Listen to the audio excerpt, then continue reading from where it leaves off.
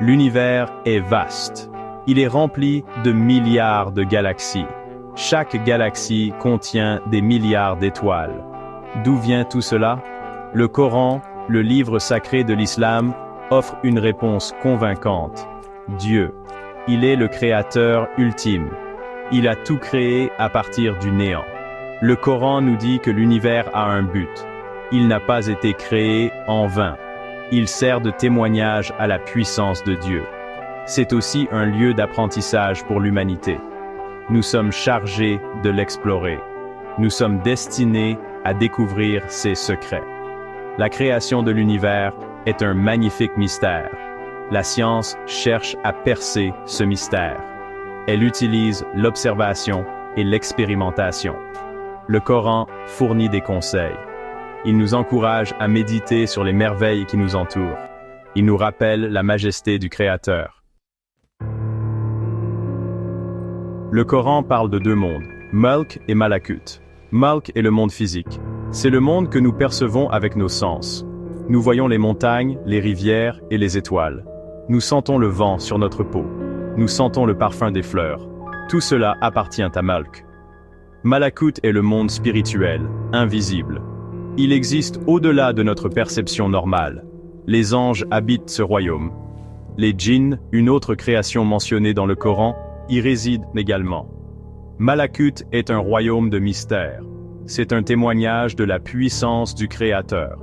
Le Coran nous rappelle que les deux mondes sont interconnectés. Le visible et l'invisible s'influencent mutuellement. Nos actions dans ce monde ont des répercussions dans l'au-delà. Cette compréhension nous encourage à vivre avec un but. Nous sommes responsables de nos actes. Le Coran décrit la création de l'univers comme un processus de 6 jours. Ce ne sont pas des jours terrestres. Le temps fonctionne différemment à l'échelle cosmique.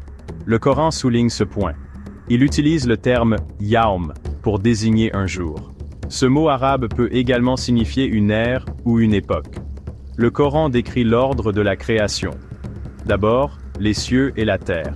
Ensuite, Dieu a orné le ciel de corps célestes. Il a créé le soleil, la lune et les étoiles. Il les a mis en mouvement. Ils suivent des orbites précises. Cet ordre se reflète dans les observations scientifiques. La théorie du Big Bang soutient cette séquence. Le récit du Coran n'est pas une chronologie littérale. C'est un cadre de compréhension. Il met en évidence les étapes du développement. Il souligne la puissance du Créateur. Il a façonné l'univers à partir d'un état informe.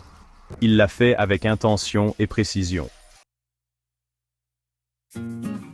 Le temps est relatif. C'est un principe fondamental de la physique. La théorie de la relativité d'Einstein le confirme. La gravité affecte le temps. Plus la gravité est forte, plus le temps s'écoule lentement. Cela a été vérifié expérimentalement. Des horloges atomiques à différentes altitudes le prouvent. Le Coran fait allusion à ce concept. Il parle du temps différemment selon les contextes.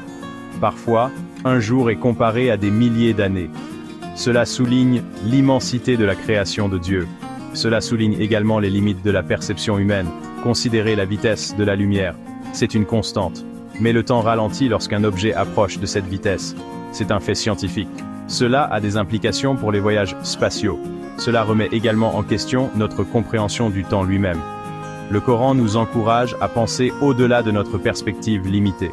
Le temps, tel que nous le percevons, n'est qu'une facette d'une réalité plus vaste. Dieu existe en dehors des contraintes du temps.